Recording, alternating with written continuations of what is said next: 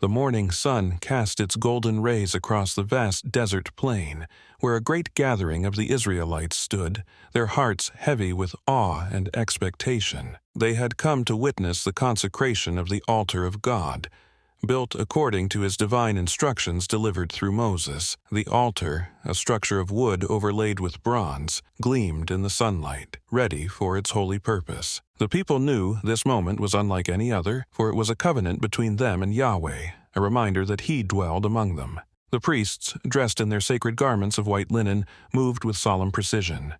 Aaron, the high priest, stood at the forefront, his face both reverent and resolute. He had been chosen by God to mediate between the people and the Almighty. Moses, his brother, stood beside him, holding the sacred scrolls that detailed the instructions for this day. The crowd murmured in hushed tones, their anticipation palpable. Today, God would manifest his presence. "Bring forth the offering," Moses commanded, his voice carrying over the assembly. From the crowd, men brought forward a young bull and a ram, without blemish, as a sin offering and a burnt offering, respectively.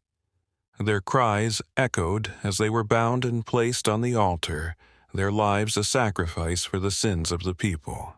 Aaron approached the altar with trembling hands, holding a bowl of the blood that had been collected. With each sprinkle on the altar's four corners, he symbolized the atonement that was being made for the nation. The air was thick with the scent of burning flesh as the fire consumed the sacrifices. Smoke curled toward the heavens, carrying the prayers of the people with it. Then Moses raised his staff, signaling silence. All eyes turned toward him. "Today," Moses began, "the glory of the Lord will appear to you, as he has promised. But let your hearts be pure, for our God is a consuming fire, and he cannot be approached with sin." The words sent a shiver through the crowd. Some fell to their knees, their faces pressed to the ground in worship. Others, though awed, remained standing, their eyes fixed on the altar, waiting for the divine moment to come. Aaron stepped forward once more, holding a golden censer filled with incense. He waved it before the altar, and the fragrance mingled with the smoke. He then turned to the people and raised his hands in blessing.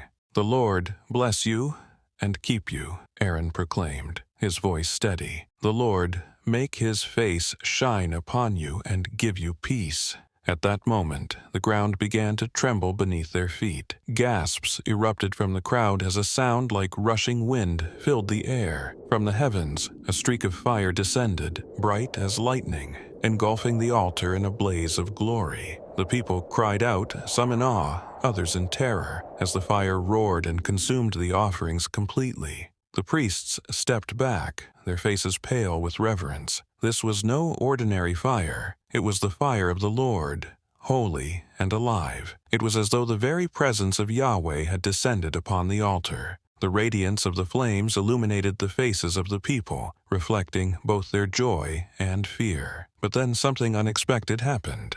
Among the crowd were two young priests, Nadab and Abihu, sons of Aaron. Filled with zeal, they stepped forward, holding censers of their own. They had seen the fire of God descend and, in their excitement, decided to offer incense of their own creation.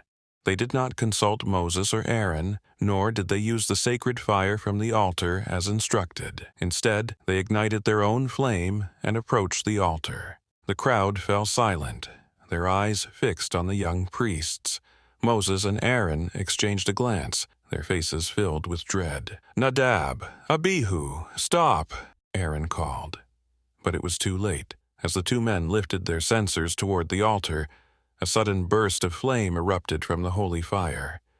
It engulfed them completely, and in an instant their lifeless bodies fell to the ground. The people screamed, falling to their knees in terror. Moses raised his hands, calling for silence. "The Lord has spoken, saying, 'I will be sanctified by those who come near me, and before all the people I will be glorified.'"